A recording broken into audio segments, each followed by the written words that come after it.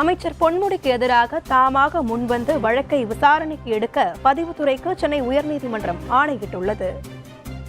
அமைச்சர் பொன்முடிக்கு எதிரான சொத்து குவிப்பு வழக்கின் முந்தைய விசாரணையின் போது சென்னை உயர்நீதிமன்ற நீதிபதி ஆனந்த் வெங்கடேஷ் பொன்முடியின் சர்ச்சை பேச்சை சுட்டிக்காட்டி அவர் மீது வழக்கு பதிவு செய்யப்பட்டுள்ளதா என கேள்வி எழுப்பியிருந்தார். இதற்கு அரசு தரப்பில் 5 புகார்கள் பெறப்பட்டுள்ளதாக தெரிவிக்கப்பட்டதை அடுத்து அதன் மீது வழக்கு பதிவு செய்ய அறிவுறுத்தி விசாரணை இன்று தள்ளி வைக்கப்பட்டு இருந்தது. இந்த நிலையில் வழக்கு நீதிபதி ஆனந்த் வெங்கடேஷ் முன் இன்று மீண்டும் விசாரணைக்கு வந்தபோது தமிழக அரசு தரப்பில் ஆஜரான மூத்த வழக்கறிஞர் வில்சன் இந்த விவகாரம் தொடர்பாக உயர்நீதிமன்ற மதுரை அமர்வில் வழக்கு தாக்கல் செய்யப்பட்டிருந்ததாகவும் அந்த வழக்கில் அமைச்சருக்கு எதிரான புகாரில் முகாந்திரம் இல்லை என்பதால் அதனை முடித்து வைத்து விட்டதாக தெரிவித்ததை ஏற்றுக்கொண்டு அந்த வழக்கை மதுரை அமர்வு முடித்து வைத்துள்ளதாகவும் தெரிவித்தார்.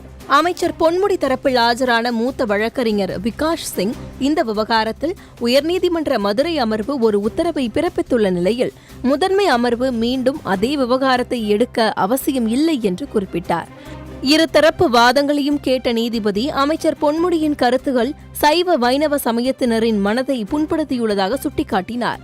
ஏற்கனவே ஒரு வழக்கில் தண்டிக்கப்பட்டு உச்சநீதிமன்றத்தின் இடைக்கால உத்தரவு மூலம் சலுகை பெற்றுள்ள அமைச்சர் பொன்முடி அதனை தவறாக பயன்படுத்தி இருப்பதாக கூறியதுடன் வெறுப்பு பேச்சு தொடர்பாக அவருக்கு எதிராக தாமாக முன்வந்து வழக்கை விசாரணைக்கு எடுத்துக்கொள்ள வேண்டும் என உயர்நீதிமன்ற பதிவுத்துறைக்கு உத்தரவிட்டார்.